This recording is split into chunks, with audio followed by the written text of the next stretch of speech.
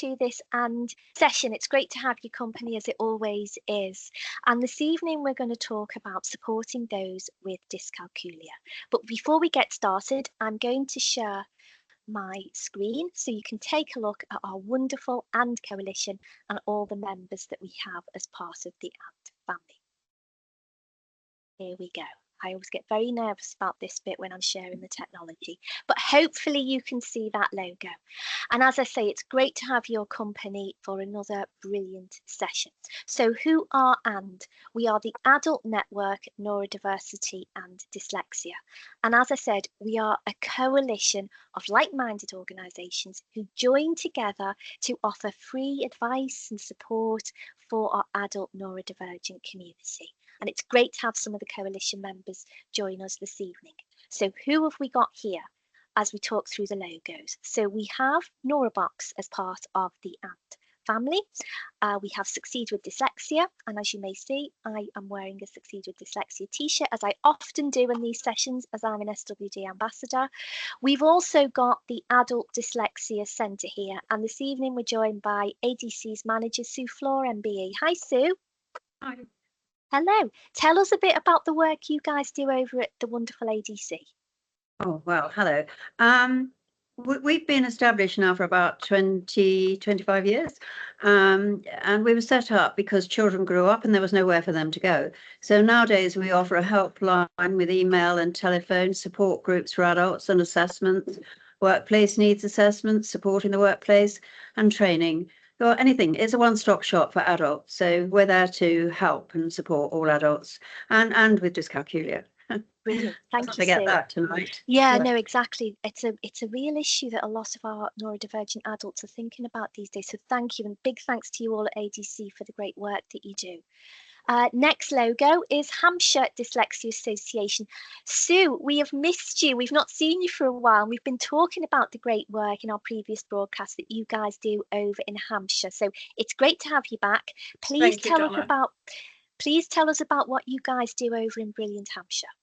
I'd love to. Yes, in Hampshire and Southampton, Portsmouth and the Isle of Wight, we have been an association for over 50 years. We are a virtual association and we operate an email helpline. We mostly offer support to local charities or schools or communities who are seeking some support to be able to teach in a more informed way, who want training about dyslexia or other neurodiverse topics. And we last year had a very successful conference on the Isle of Wight, where we had every school bar 3 who came to a conference with some speakers from the Dyscalculia network and various Wiltshire-based speakers, Dr. Helen Ross and Louise Selby, talking about spelling. And I'm really pleased to say that we've started the ball rolling in the Isle of Wight, and they now have a second conference coming up later this year. And we offer support and meetings to all of our tutors and assessors, and we're up to nearly 40 tutors and assessors now.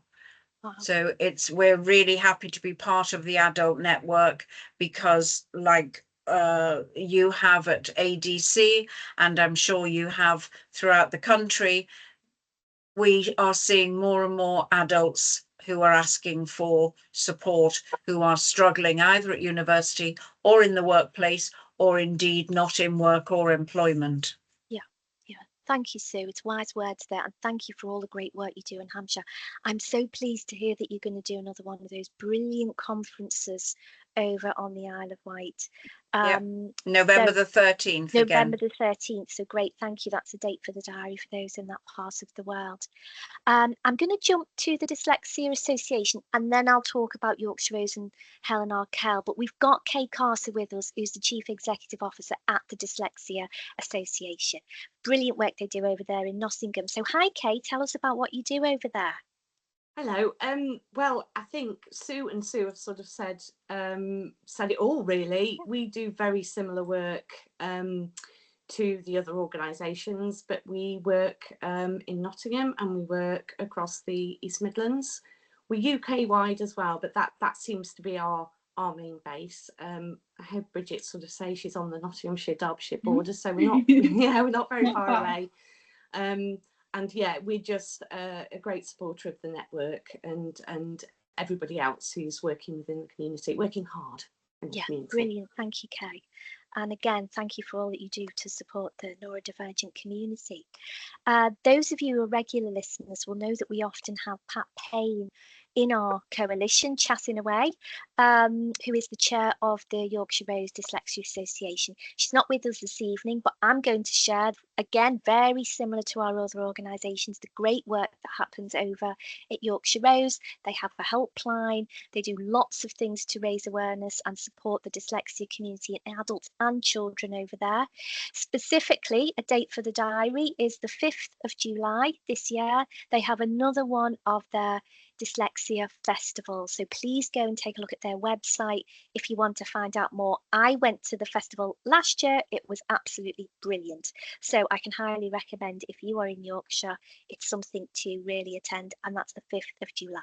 And then last but certainly not least in our coalition family is Helen Arkell Dyslexia Charity. Again, they do great work, assessments, supporting individuals, children and adults, training, so lots of great work that charity does. Again, please do take a look at their website.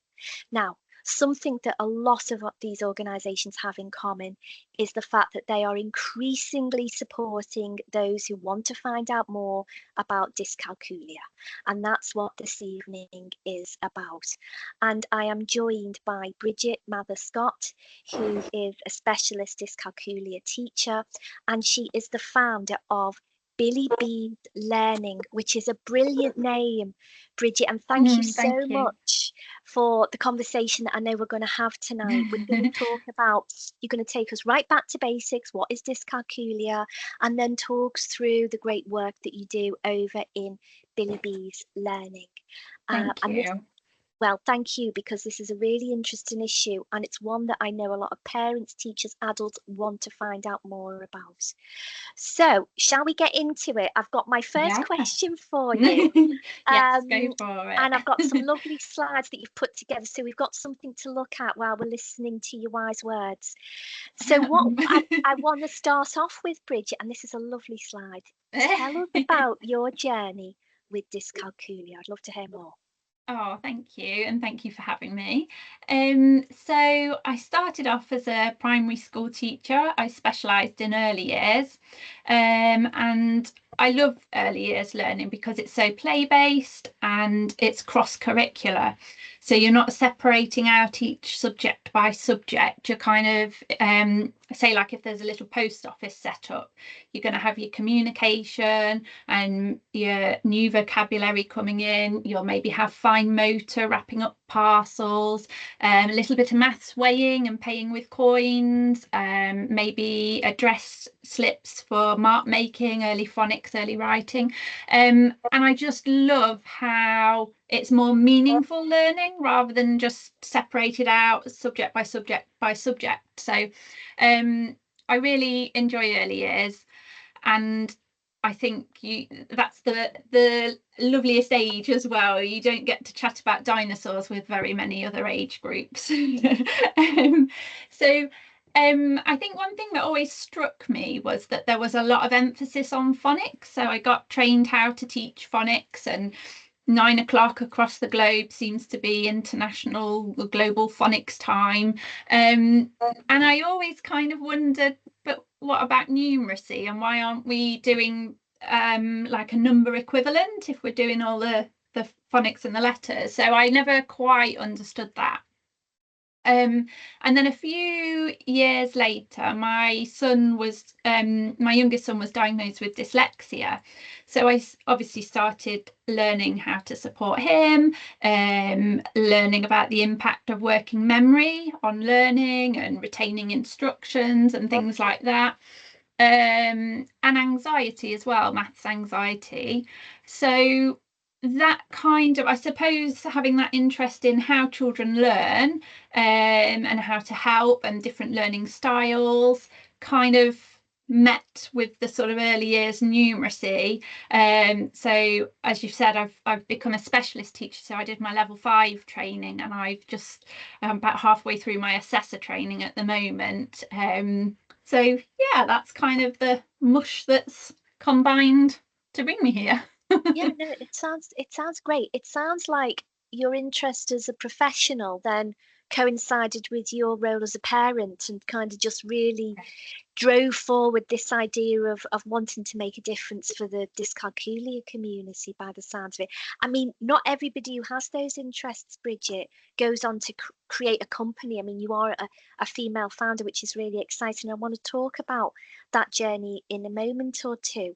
But before we get to that bit, I think this is the perfect time for those who are listening to explain more about what dyscalculia is, if that's okay. Yeah, because am I right in thinking that as you talk through what dyscalculia looks like, it's going to be very similar whether it's for children or adults actually around this neurodifference?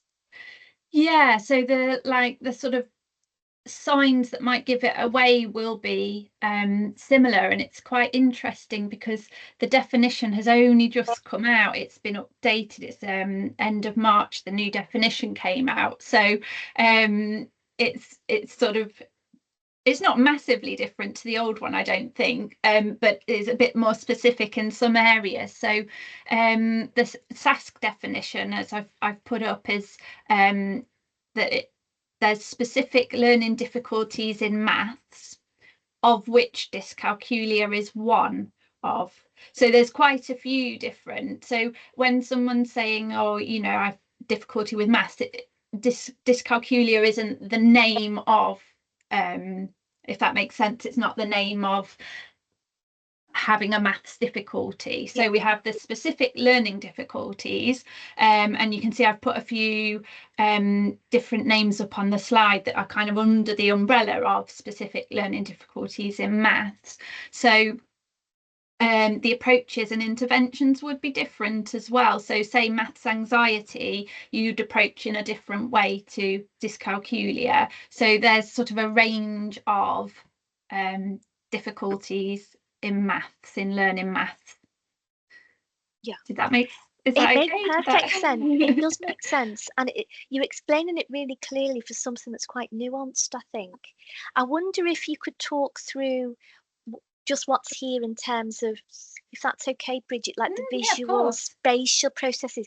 So am I right in thinking, so for somebody who's come to this thinking, right, have I got dyscalculia, or am I just bad at maths, or I've got maths anxiety? Yeah, sure. Has this definition kind of helped us to figure out where those boundaries are, do you think, between the specific learning difference of dyscalculia, but then maybe someone who's got maths anxiety, or are they actually the same?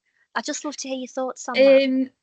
They're not the same. No, dyscalculia's now got its very own sort of domain specific area. So there's some general sort of cognition, or say visual spatial processing, or maybe you're finding maths tricky because you've got some language barriers, or a slower processing speed. So sort of cognitive factors can impact your learning of mathematics, and it can still be as not detrimental, but as difficult as if you'd have dyscalculia or something like that. So obviously, like say poor working memory will really make learning maths tricky, because there's often a lot of steps to a process, or if you've got to remember things, you've got to take in information, manipulate it in your working memory, and then write it down. So that can make maths really, really difficult. And then dyscalculia, is its own domain specific area.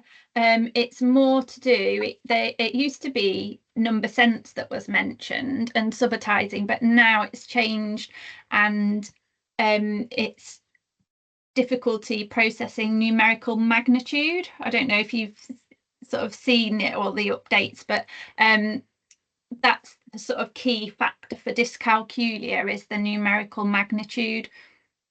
Okay, thank you for that, because this is where I think this definition has kind of moved us forward. I'm going to share this other slide, and I wonder again, for those who aren't sure, could you talk us through what that numerical magnitude is, please, if you don't mind? Yeah, of course. So it's kind of very similar to probably what you're familiar with number sense. So it's understanding the value of numbers, because if you've not really understood the value of numbers, it's really hard then when you move on and have to start doing things with the numbers and they're interacting with each other. So it's really it's having that firm understanding of the value of numbers and how they relate to each other, the relationship between the numbers as well. So that's sort of the key, very specific thing that's come out with the new definition. And it's sort of this, it's a persistent difficulty. So it's not at all to do with intelligence. It's just the difficulties with understanding numbers, and then also it's not having the confidence and that number flexibility to spot patterns and think, oh well, I know that because I know this piece of information, so actually this would make sense. It's not having that sort of flexibility. It's a very rigid sort of. So I can give you an example. If you said to a child 19 plus sorry, let me say it again, 3 plus 19, some children they take the numbers in the order you give them, so they would count 3 and then count on 19, which obviously is, you're more likely to make a mistake. It's more time consuming. They wouldn't think, oh, I can add them either way round, I could just add 3 on to 19 to save myself the time. So they don't, it's that flexible thinking. So that's the little bit in brackets that I'd put, that answers are produced mechanically and without confidence. So it's just going through a procedure without it really meaning too much, I suppose. Yeah, that's a really good way to explain it to us. Thanks, Bridget. I'm thinking when I'm listening to you, it's almost a lack of agility, I guess, as well. You're talking about flexibility, that lack of agile thinking around number, which I like what you're saying here about confidence. I think that agility in part comes from having confidence around number. Yeah, definitely. And I speak to a lot of adults who just don't have that confidence with number. No. And it's still, as it says here, and again, love this word, quite mechanical with how they would go through a process or figuring something out, whether it's paying for a latte at a coffee shop through to looking at a spreadsheet in work. It just doesn't seem to have that agility. And it's such a shame. And I think, I know when I was at school, there was a lot of rote learning. And we used to have this maths teacher. I think everyone's got like a traumatic maths story, haven't they? From primary school. We used to have one, and he'd make the whole class stand up. And then table by table, he'd ask multiplication questions. And if you shouted it out and sat down, you were sort of safe, and then he'd keep going around. So eventually it was like you were left with the least confident, and it was quite a shameful thing. And I remember never learning any maths because I was just so worried we might play this game. He always played it as a little end of lesson filler. And now my view is very much that multiplication tests don't test maths, they just test quick recall of rote learning. And I still don't know all my multiplications, but I have the knowledge that I know what multiplication is. It's several groups of a particular amount. And if you know your 3s and your 2s and your 5s, and most people know 10s, you can work any out. I know my 6s and my 3s doubled, or my 7s and my 5s and my 2s. So it's, if you understand how it works, you might not have the quickest answer, but it's a lot more meaningful than just this sort of rote learning. And a lot of children, when you ask them, oh, why is that? And they say, oh, it just is. It just is. They've not got that full knowledge behind it, if that makes sense. It makes perfect sense. And I'm wondering then, when we see it in our adults, if it's that mechanicalness around number persists really. And did that, partly inspire you? Tell us a little bit about your journey into the work that you do now. And as I say, we're going to get on to your brilliant work at Billy B's in a moment. Did that in part also inspire you to do that work about your own journey learning maths as well? With those what's called games, but it sounds a bit like torture. Bridget, what you It might felt like it as think well. is a fun session at the end of a lesson is not fun for a lot of us. Yeah, I suppose. So I've got a couple of strands of work, early numeracy and then sort of more maths anxiety and dyscalculia awareness. And I think it's that wanting to reduce people's shame around maths and the pressure of maths. Like, I don't know why, but maths is the only subject where you have to be really, really quick, and nobody really knows why we have to be quick. You wouldn't in science or in English. We know that putting people under a time pressure or a stress and a bit of anxiety reduces their working memory. So I just don't get why we have to do maths so quickly. And actually, in some countries where speed isn't such a big issue, children will solve the problem one way and then think, oh, what other ways could we do it? And it's like this curiosity of maths and having a bit of fun of seeing what else can we do and what happens if we do this, and that sort of inquisitiveness that I think you just don't get if you've got to do everything so quickly and under pressure, which isn't how people learn best or work best. You know, it's very bizarre. Yeah, it's interesting, isn't it? Like you say, almost the culture that's built up around here in the UK. I love what you say about the idea of fun. I think a lot of people listening to this will think, how can you possibly have fun with number? Yeah. And again, doesn't that speak to us of the culture that's developed definitely around number in this way? Yeah, I think it's socially acceptable to not like maths, and to, like, everyone always jokes about it, don't they? And I think there was one we were learning on our course as well.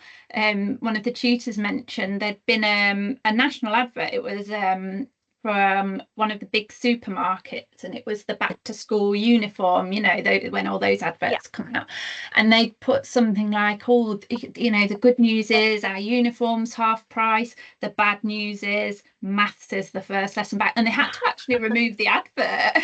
But it is setting that kind of social, you know, it's okay to be bad at maths, and it's no big deal, is it? And it's really interesting. I think certainly for some of us of older generations, what we've grown up with, and you know, that, like you say, the shame, the fear factor around numbers in that way, and it carries on into adulthood.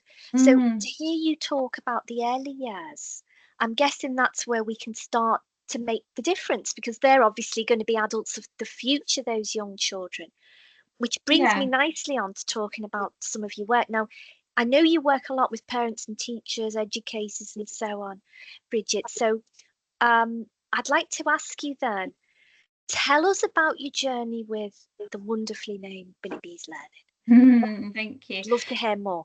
So my main soapbox that I get on is always about phonics versus numeracy. So this is one of some of the slides from my workshop. So I'll explain, and you'll know already with phonics, you're looking at the graphemes, so the squiggles and the shapes, and children will learn their names and learn their sound, which is the phoneme, so at the. And then when they know a few of the graphemes and phonemes, they can start blending together, so at, cat. So that's the start. We're seeing the start of them being able to read and write and sort of build words up and deconstruct words. And then on the next slide, I've sort of compared it to numeracy. Like, we still have to teach children the squiggles and that they've got a name, number 3, number 4, how to write them. But then the main thing I think in early years, we have to teach them that number value. And I just think it's so important in maths that they get that in a more structured way, because the government recommend, I think, well, they say schools have to teach short sessions of phonics every day, and there's over 40 schemes that they recommend, so they don't endorse just one or two. You know, schools have a choice, but they do have to teach phonics. Well, for numeracy schemes, there just aren't any. I know there's a bit of work going on with the National Centre for Excellence of Teaching of Mathematics, the mastering number, but that's only just starting to come about, I think. So there's been I think a bit of an imbalance for quite a while. So if so getting that number value is really, really important. And then I think on the next slide I put together some examples as to, oh no, sorry, I haven't. Okay. So if you've got your number value and you know that this squiggle is a 3 and you know the value of 3, you know that when you add more, you've got 4 dots, it's 4. You can kind of see why numbers come in a particular order, or which ones are more and which ones are less. And then there's something called numerical stroop, which is where, say if you had the 3 written in a really large font and then the number 5, and you said to children, oh, which is the bigger number, the ones that aren't secure with number value will go 3, because they're going on the font size and not having that depth of learning to know that actually that squiggle has more of a value than that squiggle. So that's kind of where I started, I suppose, thinking how could we teach this? What might it look like? Yeah, thank you for sharing that. Firstly, I think folks will be quite shocked at the discrepancy between the focus on literacy, which yes, of course, is really, really important, but this lack of maybe focus or support of number. From what you've shared, it sounds like there's been this hyper focus on literacy, and as I say, we get it, it is super important, but maybe not the same energy directed to number. Am I right, Bridget, in thinking that this number value part speaks to us what you said earlier about the number magnitude? Is this the bit, am I right in thinking that folks with dyscalculia, young and old, will maybe struggle with this concept of the value of the numbers? Okay, yeah. And by making sure that we show our youngsters what this stuff is, you feel it can really help support those children who are struggling with this neurodifference? Yeah, I don't know, like, I think, so the research on dyscalculia is about 20 to 30 years behind that on dyslexia. So really? I don't know how it will I think we're still finding out, like, exactly which part of the brain helps with number and which parts help with letter, and so there's still a lot to learn. And I'm not saying making any claims about anything. No. But yeah, I feel like I suppose it was before I even had looked a lot into dyscalculia. I was thinking, well, if we're giving them this firm understanding of phonics and letters to help literacy, why aren't we doing the same for numeracy? And then they're sort of getting to year 1 and accessing the curriculum and still not sure of these fundamentals. So yeah, I suppose this was a little bit before I'd learned a lot about, but learned more about dyscalculia. Yeah, really insightful, thank you. And I'm wondering as well, and maybe there isn't an answer for this, for adults who might be looking and thinking, yeah, you know, I'm 45 and I've still got issues with this. Is it literally trying to think, actually, they've got to go back to almost this stage to try and figure out what this information means to them? Is it kind of having to almost go back to basics, do you think? Or maybe we don't know that yet. Maybe we don't. I think that, so on our level 5 and level 7 course, we're taught go back to where they were last secure and then back a little bit more, because you want to sort of teach something that's familiar and they're confident with, so you've got that sense of confidence and then you can start adding to it.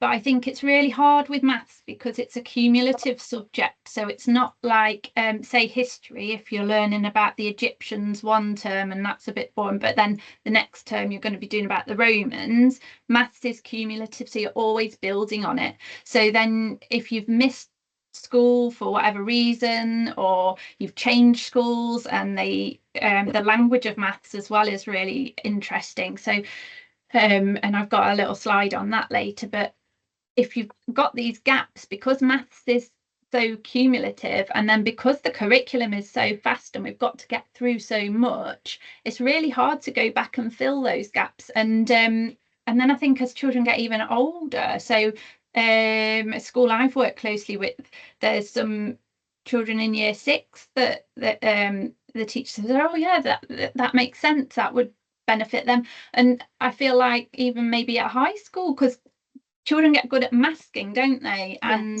not wanting their peers to know they're struggling, not wanting to show they're struggling, so they develop lots of coping mechanisms. And I think, well, when you get them one-on-one, you are having to go back to the basics. Yeah, it's really interesting, isn't it? Because as I say, I know you said that you work with parents, so I'm guessing, and I'm going to ask you about your work now, I'm guessing some of your parents that you work with, that you upskilling to support their own children, will have these issues themselves, and I'm wondering how many of them are on a learning journey as they're also teaching their own children. Definitely. No, it's true. I think a lot are. Yeah. So with that in mind then, Bridget, talk us through the great work that you guys are doing at Billy's. So the first sort of half of the screen, the top half, is an idea I had for, you know, how would it work if we were going to teach number formation and number value. So I took the numbers 1 to 10 and gave them each a character. Some would be familiar from nursery rhymes or songs that the children have sung. So each number's got a character. They've each got a story, so that the number is heard repeatedly. So for your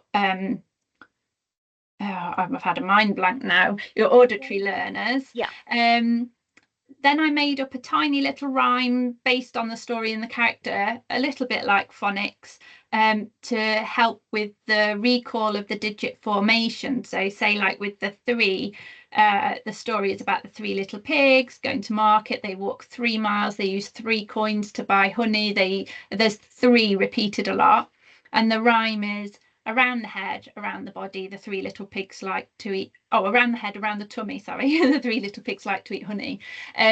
So they're quick little rhymes, a bit like phonics. But then in the pictures, crucially, you can see the number, so you can form it, but you can also see groups of that quantity. So 3 apples, 3 trees, 3 clouds.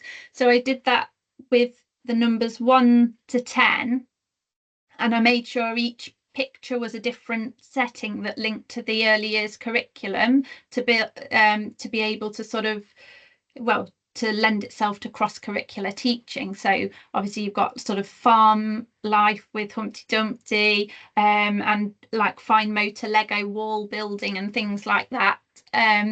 The number 2, you can do floating and sinking and exploring materials. Number 3 could be either instructions for making honey on toast, or den building and working out which materials are strong enough to withstand huffs and puffs. So I sort of worked the whole way through, getting as much as the curriculum in, and social stories like sharing and things like that, to try and lend itself to anything else that early years teachers are doing at the same time, because I think you know, teaching's keeping all this plates spinning, isn't it? And it just needs to be sort of ready to grab and go. So so I made it so that there's an A4 flashcards that go in like a white clean sleeve, so children can practice drawing on it and grouping the amount of objects.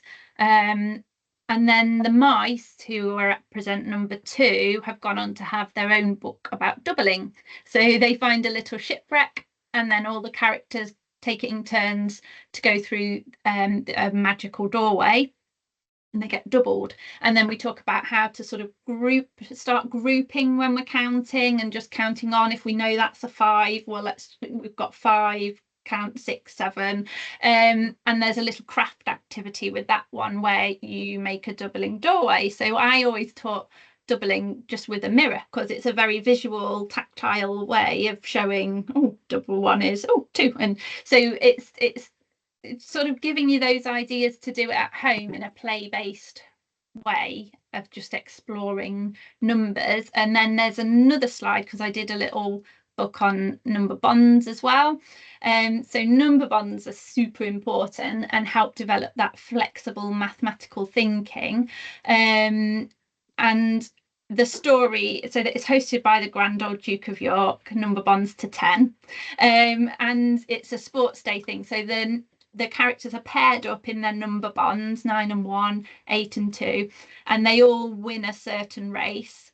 And you can see then as part of the story, each 2 characters come up and they get awarded a balloon. So it's bringing in the part whole model. So you can see at the bottom there, that's what most schools use to start teaching number bonds.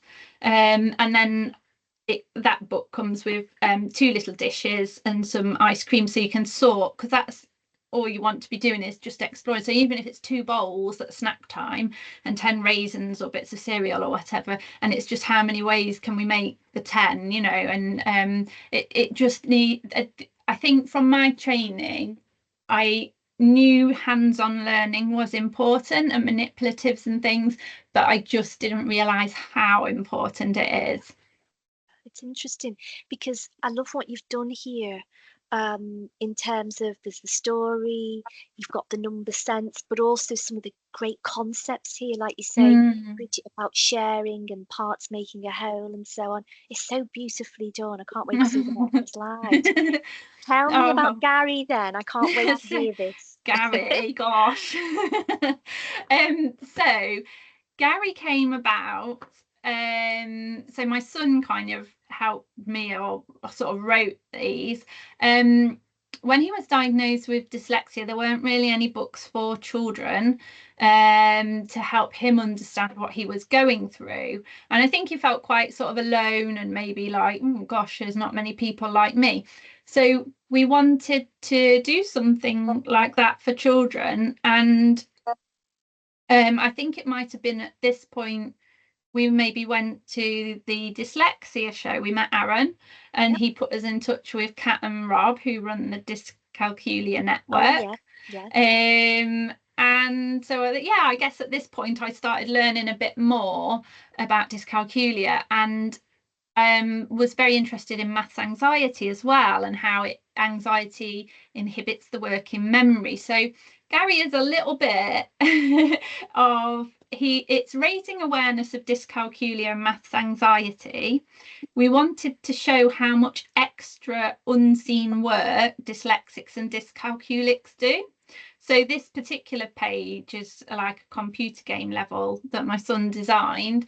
So Gary's got to work out 3 lots of 12, but he doesn't know the 12 times table, so he's doing 10 lots of 3 and 2 lots of 3. So he's gets these little sort of reward coins, you know, like computer games have. Yes.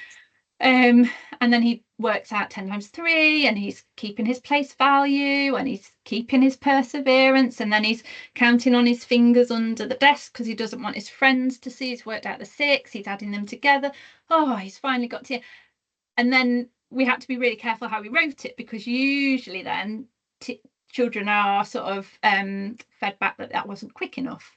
So it can be really unfair for children that are working it out and doing so many steps, and then some people are just so good at rote learning and then the answer just comes so quickly.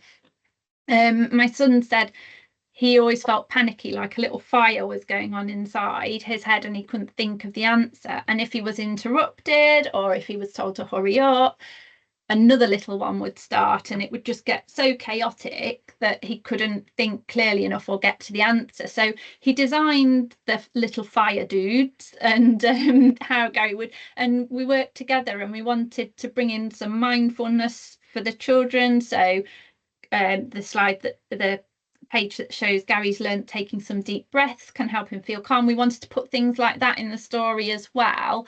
So it was practical for children. And then add a little bit of information at the back of the book for parents as well about how so dyscalculics and dyslexics have less working memory to start with than a neurotypical peer might.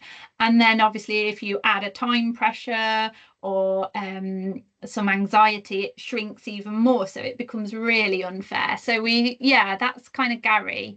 And then I try and post on social media about him, either how dyscalculia might happen on in little day-to-day things that he comes across. So yeah, that's Gary. It's amazing. We speak to so many adults who would have loved to have something like this, Bridget, when they were a child. I think this is how we ensure that our children now grow up to be very confident and comfortable around their neurodiversities and who they are as individuals. And again, I love what you put here about the well-being aspect, the honesty about how it can feel. Again, so rare to see this in a maths book, really, that's trying to teach us that we've got this aspect to it as well. So definitely wise, and thank you, because this is it's just it's almost very moving, actually. Oh, thank you. Well, thank you for all what you do, and to your son as well. Now, Gary goes on adventures, doesn't he? So talk me through. Gary's all over the place. Talk me through what you've been up to. So Will and I wrote Gary and Maths. That was the first one. And it's Will's handwriting. He drew it. We had it made into like an electronic sort of professional picture. But Gary and Maths looks at dyscalculia and maths anxiety. Gary and Science looks a bit more about short-term memory and how much of a memory Gary has because of his dyscalculia. And then Gary in English looks at the overlap between dyscalculia and dyslexia, because I think is it sort of a 60% overlap, or you're 60% more likely if you have one to have the other. But and also that one's quite interesting because again, it was a personal experience of Will's that was woven into the story. If you can't write, your full knowledge and imagination and creativity is really hard to write down if you're dyslexic or dyscalculic. So it's not a true, your written work isn't a true reflection of your knowledge and intelligence, really. So Gary is tasked with inventing something in an art lesson and in an English lesson, and he wants to invent this helmet that you put on your dog or your brother, and it tells you their thoughts. So that was it. But in English he had to write, he couldn't spell helmet, so he had to think, I'll use hat instead or something. And his English teacher, a nice woolly hat, and he's getting frustrated because that's not what he means. Whereas in art he can fully draw and express what he means. And I suppose it's sort of trying to say to children, it's not just you, and actually here's loads of different ways that we can all learn, because it's not just the difference of neurodiversities that we all have, but we all learn in different styles as well. So it's kind of just trying to bring it all together, really, and so that children don't feel alone, or that it's some fault of theirs, or but it's not very common. It's we want to sort of not to normalize it, I suppose. It's honestly it's brilliant. And I was speaking to a very eminent professional the other day, obviously an adult who's neurodivergent, and I'd said to them, what wouldn't have made the difference for you when you were a child?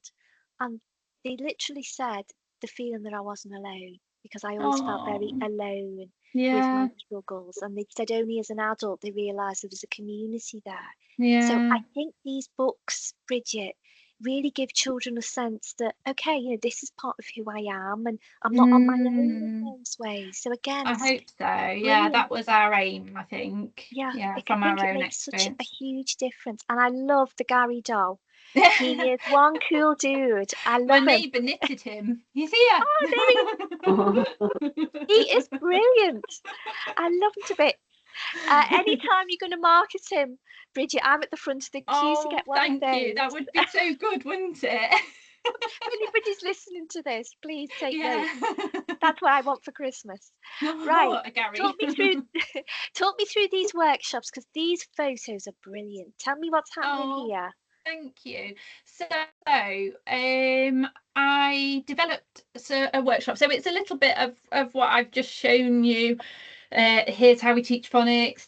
We don't teach numeracy, but here's how we could. And I go into schools and I talk to parents for about 40 minutes, and then their children come through and have a go at loads of different activities that I bring and set up. So they're all to do with numeracy, obviously, but there's different gross motor or fine motor activities. So you can see like the beanbag throwing for the number bonds, and there's lots of fine motor Play-Doh or threading. They were meant to be bird feeders, these cereals and pipe cleaners, but one of the boys told me it wasn't a bird feeder, it was a snack bracelet. He had it on his arm, and I thought, a snack bracelet, now that's a good invention. Yeah. So I just go in, talk about sort of how to help your child at home, working memory, how to help strengthen working memory, and just share a bit of information, because I think some parents don't know how to support their children learning maths at home, and some parents, it was quite interesting, said that they are very good at maths themselves, but they didn't want to help with homework in case they told their child the wrong way. Oh yes. Yeah, because maths has changed so much, I don't dare help, and I just thought, oh well, that's really interesting. And then some of the teachers that were listening in said, oh, can you come back and do an inset day? Can you, we'd like to sort of upskill the TAs and teachers. And I suppose it's going back, I was phonics trained, but I wasn't as confident with my numeracy teaching, because you don't get that same training. So that kind of spun off, and there's a sort of a teacher's version of the workshops, but they didn't get so much Play-Doh. Yeah, that could be wise. I think this just highlights, what you'd said at the beginning about how with our young children, learning becomes fun, and they're learning when they're playing, isn't it? Which makes it really profound and powerful, especially those little children who are neurodivergent. And this is a good way of how they like to learn, being very active and what we call multisensory. They're gorgeous photographs, and it really brings alive, what you do. And I love the idea of a snack bracelet. I know. Again, another idea for one of my Christmas presents, Bridget. I think I'd like one of those. One. Yes, lovely. So yeah, thank you for that. Really gives a sight of kind of what you do. Talk me through this. So this is another part, I guess, of the maths journey, the language that we use in maths, which I know even as adults, some of us find a bit of a struggle. Yeah, so I guess it's stuff from the course that I'm doing. It's the Steve Chin and Julie Hornigold and Kate Davis have put together the level 5s and level 7s and whatnot. So it's coming from that. And then also, I know one of the schools I've worked at, they'd say, oh, get the Cuisenaire rods, or oh yeah, the Dean's blocks, and it just one of the things that is really important is to have consistency in the language. So not just for mathematical manipulatives, but and in equipment, but also when we're teaching. So obviously you can see there's the minus sign there, but there's so many different words for it. So some people will say minus, and then if you're used to it being called a minus, and then you go on to the next teacher and they say subtract, and you're thinking, I can't do that, never heard of that before. Or even take away, and some people are thinking, are we having a pizza or a Chinese? And it can be a really disappointing maths lesson, can't it? So yeah, it's just to kind of highlight that and be able to sort of reflect on, are we always using consistent language? And because something just like that can make a child think, no, I don't know subtractions, no, I can only minus. So that sort of just being aware. It is, and it's again fascinating, because I think without us realizing it, this can be another barrier to when we're thinking of our own understanding, our children's, and again, some of these, the Dean's blocks, the Cuisenaires, might be triggering for some of us adults who this is how we were taught at school, and you think, Yeah. oh, this will take me right back to all that scary stuff again. But yeah, I like what you share here, because it really highlights the fact that we've got lots of different words in English to essentially mean the same stuff around our maths education as well, which Yeah. again, I'm thinking is a real barrier for those with dyscalculia, because there's no consistency there, I suspect. This is it. The language can be a massive barrier, and especially like word problems are just a nightmare, because you've got so many assumptions. You're assuming the person can read and comprehend what they've said, then read and comprehend and extract the correct information, because some word problems are, you know, if it says so and so has 10 oranges, she has 3 more than Jake, you're not always doing an add, that's actually a subtraction. So it can be a complete nightmare for, I think, even if you haven't got any learning difficulty.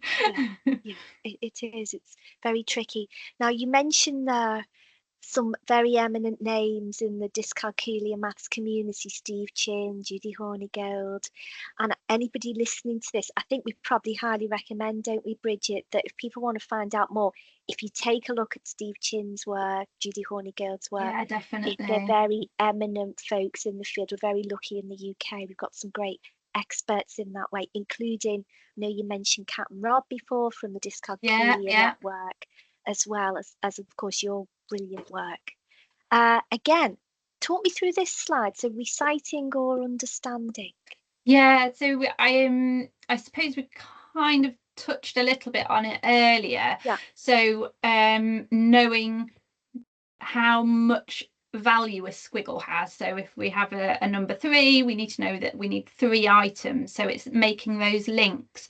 So I tutored a child and I was told, oh, she can order numbers 1 to 10, and she could order the digits 1 to 10, but when I did it as dot patterns, she couldn't. So she just learned to memorize a sequence of squiggles that were kind of meaningless to her.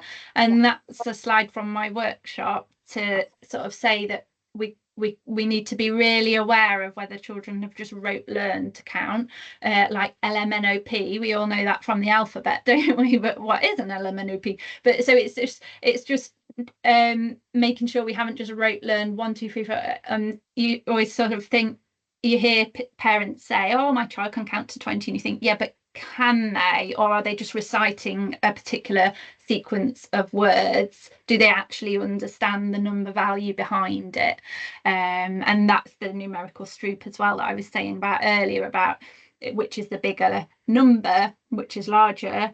The children with less of a grasp of number value would think, oh, 3 is bigger. Yeah. And I'm guessing then what we would do to support our children who struggle in that way is keep linking it back to the amounts. I'm thinking, Bridget, so 3 definitely. to make it meaningful, look at 3 dots, 3 objects, counting 3, so that our children have got that sense of that threeness of 3. If I can say that is perfectly it. And it's and you want it hands-on. I don't know why we don't use manipulatives all the time in maths. It seems to sometimes just be the bottom set that get the manipulatives, but it needs to be everyone, because even children that understand the concept, seeing it and moving it themselves, they might discover a different, well, what happens if I do this? So I think they should just be out all the time anyway. And it's really interesting because I've worked with a student who could order Cuisenaire rods if they were lying down horizontally, but not vertically. So it's just, and I think let's try as many different visual ways as possible, as many different things. So there's, your dot patterns or counters and anything, your Numicon, and then at some point one would stick, surely. Yeah. And is it okay if we see in our children they've got a preferred, did you call it manipulative? Manipulative. So manipulative. Counters, something we're holding, anything. Is it okay if our kids think, actually I like buttons, or I like and they stick with that? We don't need to move on from that. If they find something they like to use to count, is that okay to have their preferred?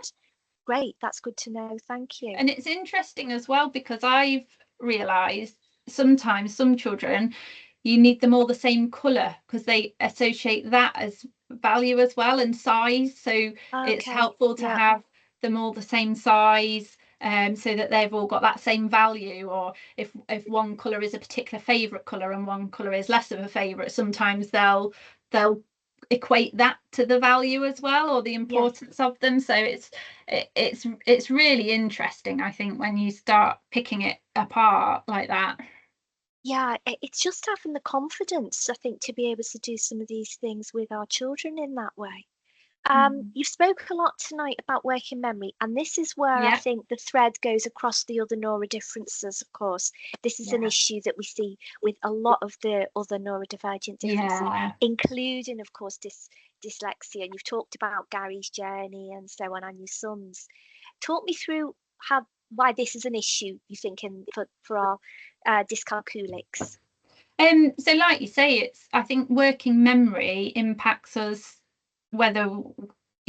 over a lot of different neurodiversities, and it was just going back to what I was saying, where if you're dyslexic or dyscalculic, you've maybe got less working memory to start with than a neurotypical person, and then it reduced further by time pressures or anxiety. And the maths anxiety cycle was, I put it up at the start of any workshop, really, to show that if you're anxious, you're not going to put your hand up and volunteer an answer.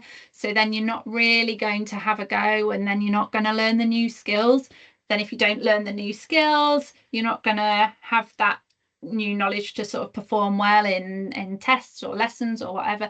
And so that's going to increase your anxiety. So it's just to show how easily, I suppose, children and adults can get caught in this anxiety. It really does freeze some people up. In fact, there was a very interesting study that was done, and some cases of maths anxiety are so extreme, they did brain scan imaging and found that the same areas for maths anxiety lit up as if that person were in physical pain. It just shows the connection between well-being, feeling safe and comfortable and confident, and how it impacts on our performance as adults and children, doesn't it? It's really insightful, and again, I guess it speaks to us of trying to take the pressure off. We know sometimes, like you say, in school, for some reason, they like to work in those ways sometimes, or it's beyond their control. But maybe at home we can create that kind of less pressurized environment as well. And this is a nice way, I think, to highlight what you've just been sharing. Bridget, talk me through what we're looking at here. So this is one of my slides, just to sort of say, here's some ideas for improving working memory. So with working memory, you've got a visual working memory and an auditory working memory. So your visual working memory, to strengthen it or help improve it, you can play things like Kim's game, where you have some objects and you cover them and remove one, or matching games, and you've got to remember where the pictures were, or where the coloured pegs were, which hole they went into. And then the auditory games are so important, and they're really good for like following instructions, whether it's at home or at school, remembering that sequence of steps that a child might need to do. So the game, I went to market and bought, and then you end up with a rather bizarre shopping list that gets longer and longer and longer, but it's helping your auditory memory. Or listening bingo, so I do like that one, and you'd say, for example, I'm thinking of a shape that's green. I'm thinking of a shape that's green and has corners. I'm thinking of a shape that, so you're gradually giving a little bit more of a clue until you sort of say, and 3 sides or something like that. And they can cover it over with a counter. And then Simon Says is a good one, especially for squiggly learners, because you're getting that kinesthetic sort of movement in as well, and still having to really be listening to instructions and sort of working out whether you should or shouldn't do the move. But you can, sequencing's good for working memory as well, sort of remembering certain sequences. And I always say, start at 3 and builds up to 6, but then after that don't go any further, go back to 3 and ask if your child can do it in reverse order, because at some point it's going to get too much and they're going to fail, and you don't want them to keep experiencing that sense of failure. You want them to sort of be successful and confident and then build on that feeling instead. Yeah, brilliant. And I guess this taps into that fun element that we mentioned earlier, where people think, how can maths be fun? But this is where we can start to bring learning alive in that way. Tell me about this. I hope I'm saying it right. The Dyscalculator. Yeah, so early on, I can't remember where or how, but I was put in touch with Gary Sharp over in New Zealand, and that's why Gary is named Gary. He's, I guess, like the Steve Chin of New Zealand. So he's a dyscalculia expert and lecturer, and he and his wife and the team have made this app, and they've worked on it for years, and it's just been launched. So it's on the Play Store and Apple Store, but you can see they've redesigned the calculator. So rather than a random sort of calculator keypad, the numbers are in ascending order, so they make more sense. You can see if you're working out fractions, it shows you the little visual. If you're working out time, if you put 35 minutes and 35 minutes, it would tell you 1 hour and 10 minutes. It wouldn't say 70 minutes like maybe a traditional calculator might.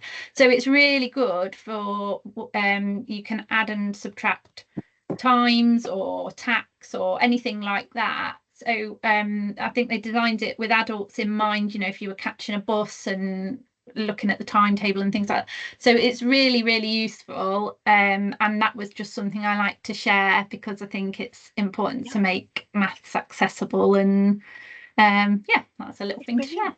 And this is an app then that we can go and find in our app store. And like you say, for grown-ups as well as children, it's brilliant. And this is the first I've heard of this, so I'm going to check this out as well. I love what you're saying about if you're waiting for a train, or trying to figure stuff out in normal everyday life, where that's for a lot of us, that's where we encounter maths most of the time. It's just our normal life, in the supermarket or wherever we happen to be. So this is brilliant, so thank you for that. And I think a lot of folks will, and I think there's a website. I think if I'm sure you can Google it and find out. I can't remember off the top of my head. The website is free to use it, and then obviously the app is, you can download and buy the app. Yeah, lovely. Thank you, Bridget. Really great idea. So that does leave me to say thank you again. That was such an informative session. I love the way that you've drawn from your early years, your children went right through into adults as well. It shows us patterns across all of us with this particular neurodifference. Here's the contact details for those of you who listen who feel incredibly inspired or want to reach out.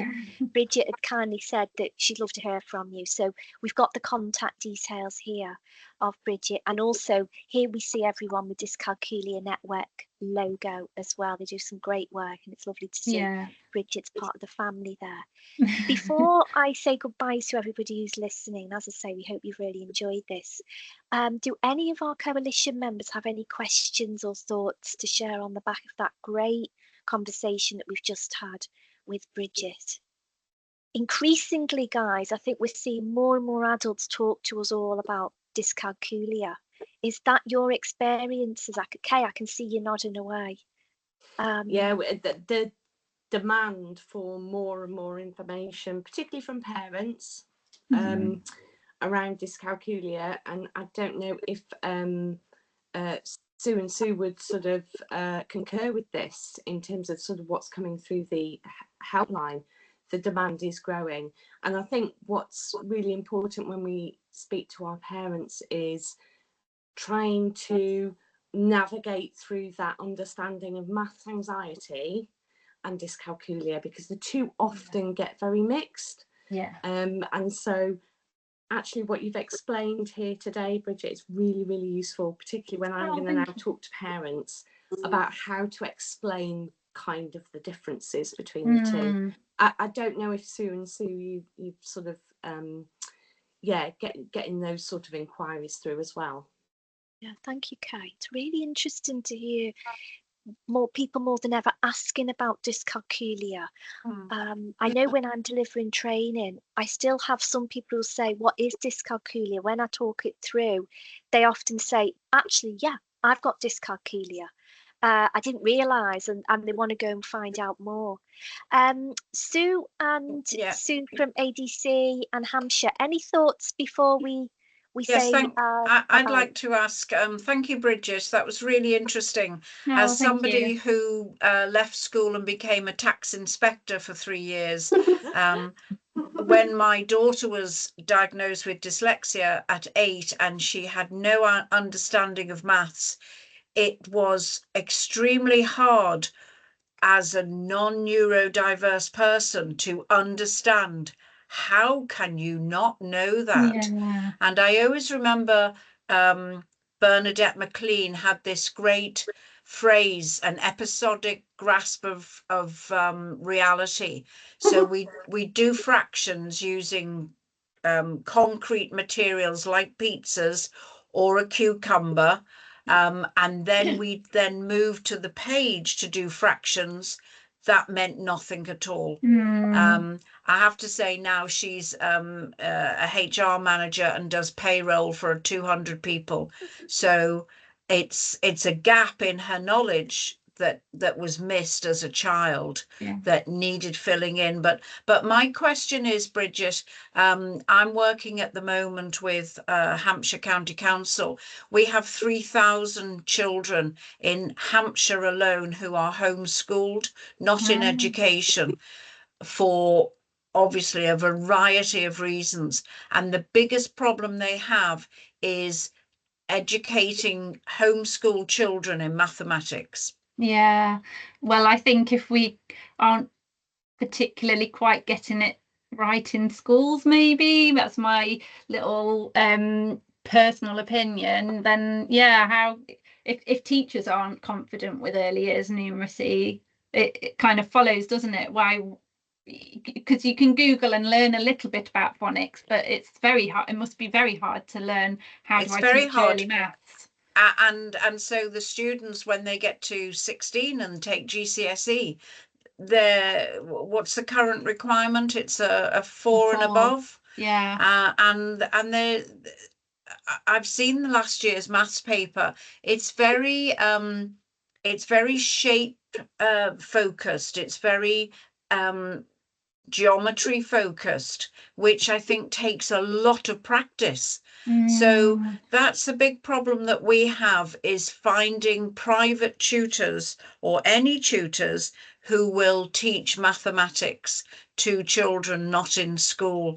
And there are a few teachers coming through the Dyscalculia network who are qualified about dyscalculia, but this may not even be dyscalculia. This may be, as we've talked about, a reluctance to engage, maths anxiety, or because of some perhaps poor short-term memory, have just not absorbed those basic building blocks when they were in year 3, 4, and 5 because of other factors. So I'm not expecting you to solve that problem, Bridget. I just wanted to share it, that it's a massive problem. If you don't get that GCSE maths, then a lot of doors are closed to you. Yeah, definitely. And I think it's interesting you saying about the rise in home ed students, because I think that's not just to your area, is it? I think that's probably a national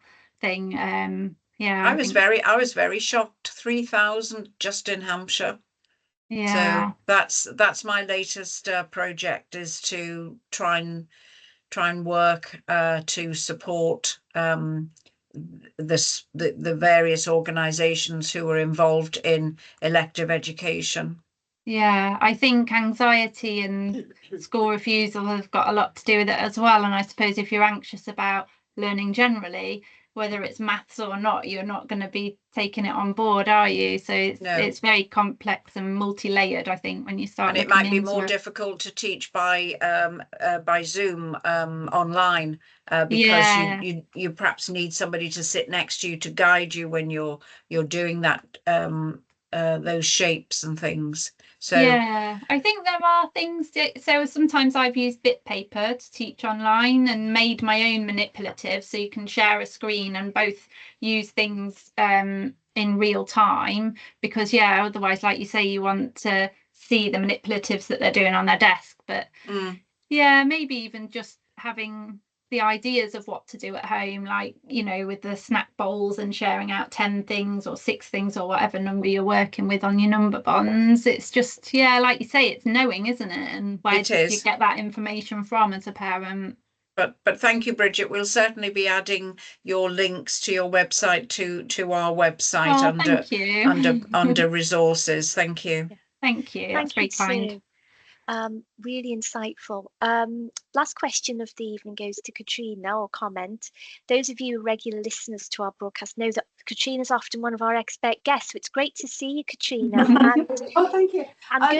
You're probably too modest to say this, because I know all the great work you're doing in this community. But you've got a maths conference coming up again, haven't you? I wasn't going to talk about that. I know you weren't, but I want to say it. It's really important. So first of all, tell us about the Dyscalculia conference that you've got coming up in Edge Hill, University of Merseyside. So I have got a conference coming up in Edge Hill in June the 26th, and we've got a whole range of different speakers there, but also with Rob and Kat from the Dyscalculia Network, I do a level 3 course, which is supporting learners with dyslexia and dyscalculia. And we've had quite a few mothers on that, parents as well as teachers, quite a few Senkos actually recently, which has been wonderful.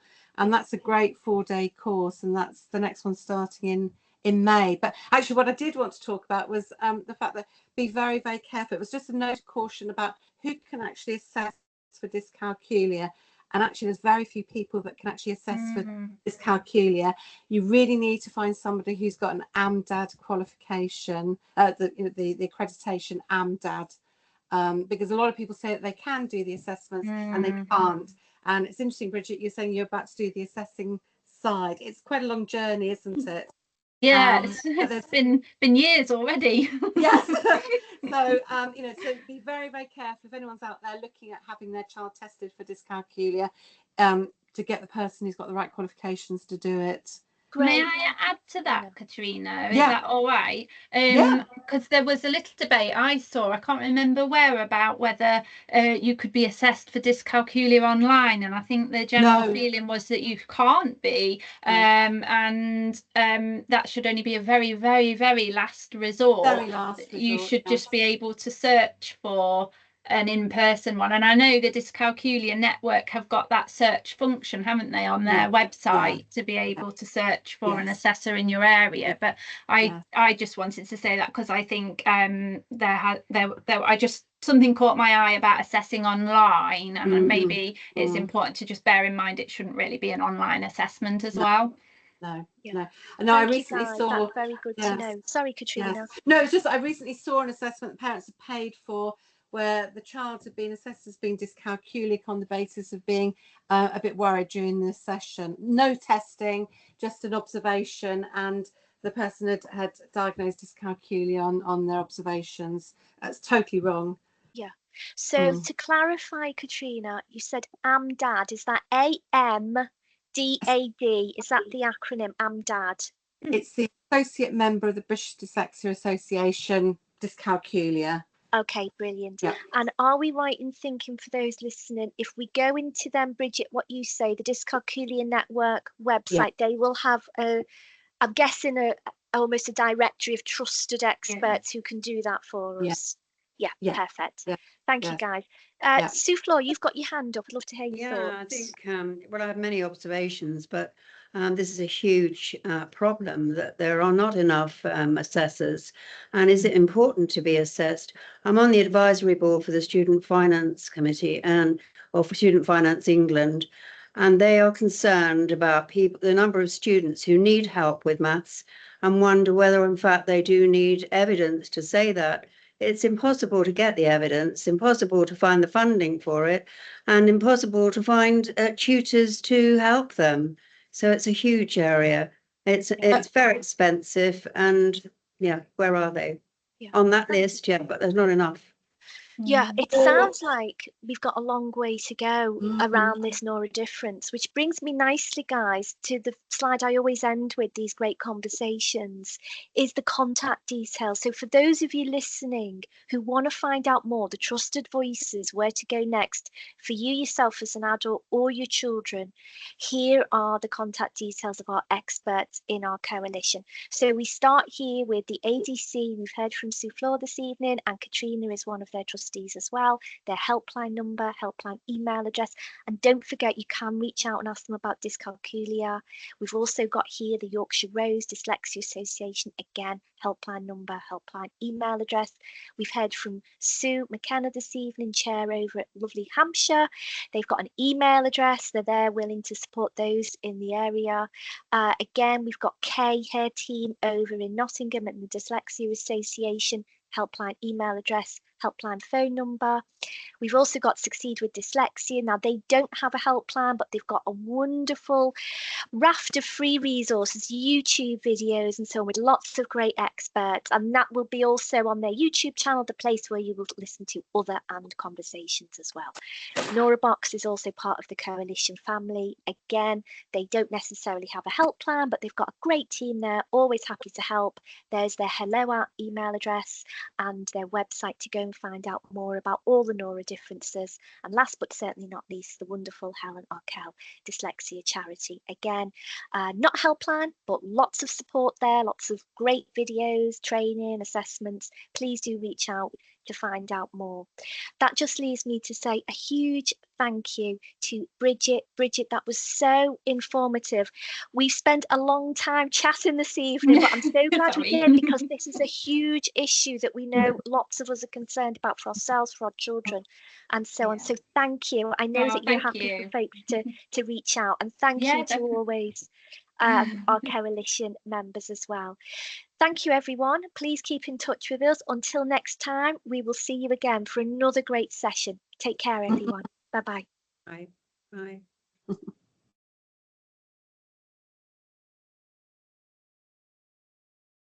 Thank